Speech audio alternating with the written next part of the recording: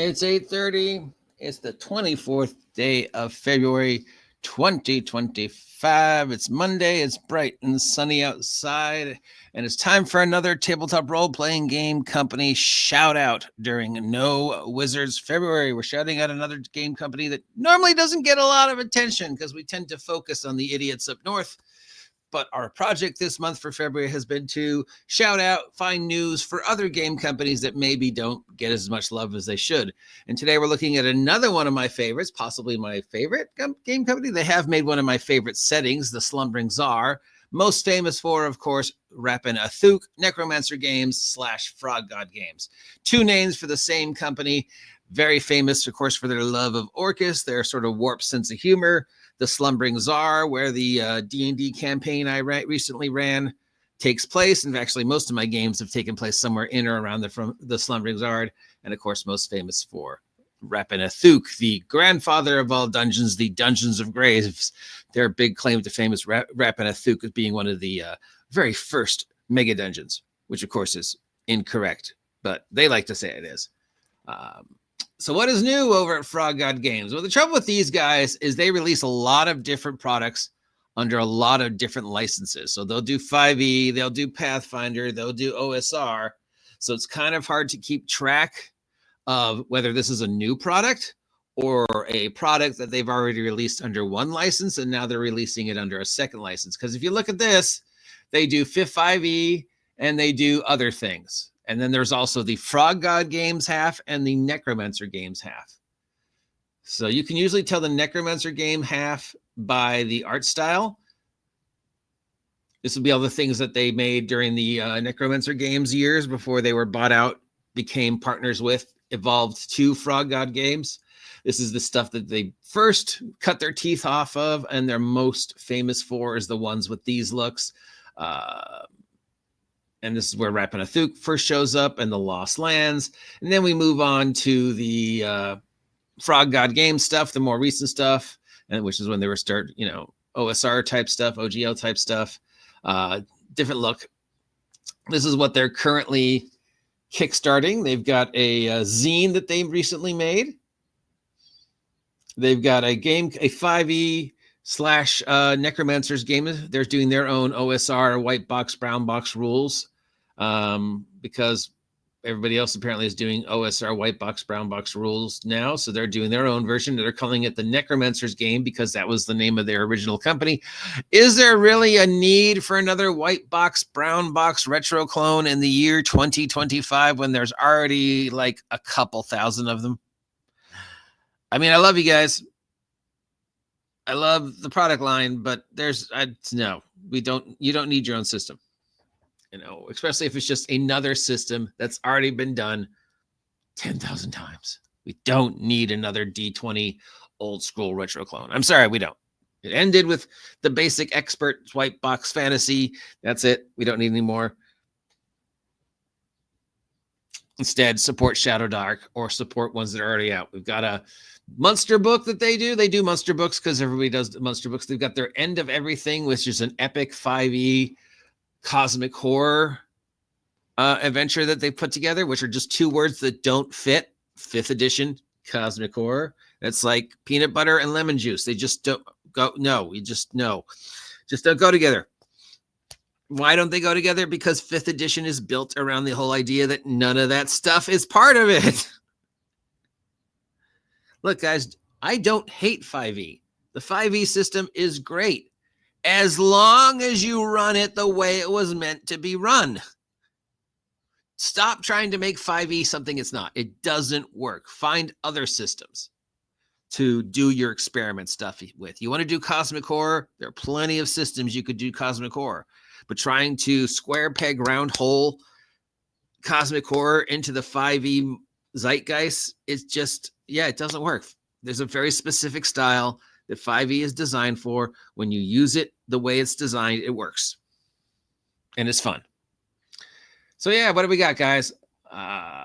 What's going on? So we got their 5th edition stuff and their OSR stuff. Probably more famous for their OSR, OSE stuff. And then, of course, they got their source books. 5e, they've got the Borderlands stuff. This is the place where my game takes place, the Borderlands, Bard's Gate, their take on Waterdeep. That's where Rappan Athuk is, and Tegel Manor is, and all their adventures take place in this West March, Border March, Slumbering Tsar. I love that word. Campaign setting, which is very hex crawl, ultraviolet grasslands, weirdness. They've got another city called the Blight. So this is all their Lost Land stuff, Bard's Gate, the Blight. So yeah, I love the setting. It's very, very, very fun. Then we've got their OSR stuff, which is a lot of their older stuff. And again, you'll have the reprints. So again, this is where they get confusing because they make multiple products from multiple different product lines. And those are available at various times in the setting. Like I've got the 5e version of Rappan Athuk, but I've got the Pathfinder version, I think, or the OSR version of Slumbering Tsar, because that's when the ones that were available. And also their stuff is really expensive. City of Brass. They've got a lot of classic adventures you might have heard of, like City of Brass. There's one I've heard of. Where's that from? I don't know. It's something new. And then they do settings and supplements as well. And again, we have the Lost Lands book. Some famous stuff like the Lost City of Brachus is a classic game that they were able to pull into the future. Tegel Manor, another one that they were pulling to the future. Necropolis by Gary Gygax, they were able to pull and get the license to. So they've got a bunch of different things that they've made or stuff like that. But their big claim to fame is the Dungeon of Graves. They're a huge, big mega daddy mega dungeon, Rappan Athuk. That's probably where you know them from. They also do stuff for, bunnies and burrows of all things. I don't know how they got the license to that. And then the classic Necromancer Games stuff. So Gygax's Necropolis. That's the Gygax thing that they somehow have the rights to, even though Troll Lord Games does all the rights, the Gygax stuff. Lost City of Brachus. That's another classic from the old days. Bill Walsh, that they brought up to the early 2000s and were somehow able to get their hands on. They have a great 0-level introductory adventure that's free to download called The Wizard's Amulet. It's one of the best starter adventures I've ever seen. And then you can just go here to see which ones are in stock, which ones are out of stock, which game system. Do you want to do Pathfinder? Do you want to do D20? Do you want to do 5e? Do you want to do another system? Page is nice, easy to navigate. They show you all the most recent products that are available for print, the most popular releases that are available for them, and some of the other stuff they've made. And then, of course, they've got their annual Christmas adventures that they make. They're all built about Orcus trying to do something. Orcus and Tassaga, the frog god, are their two big patron gods. Orcus shows up in so many of their different products. And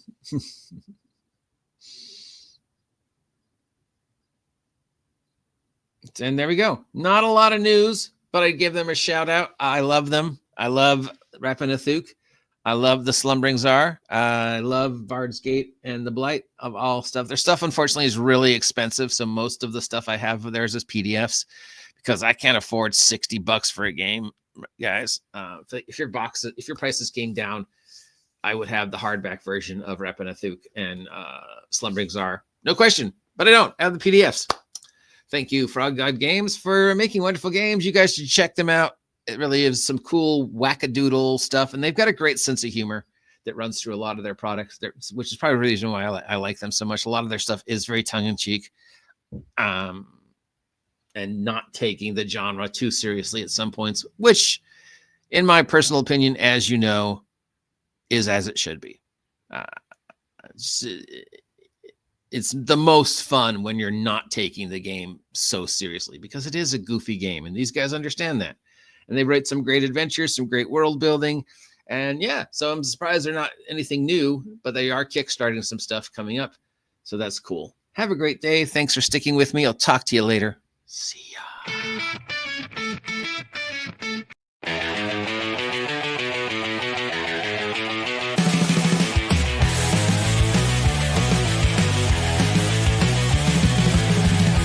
Roll the dice and ride the wave.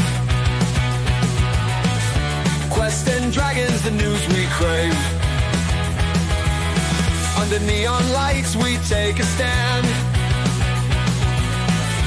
Knights and wizards across the land.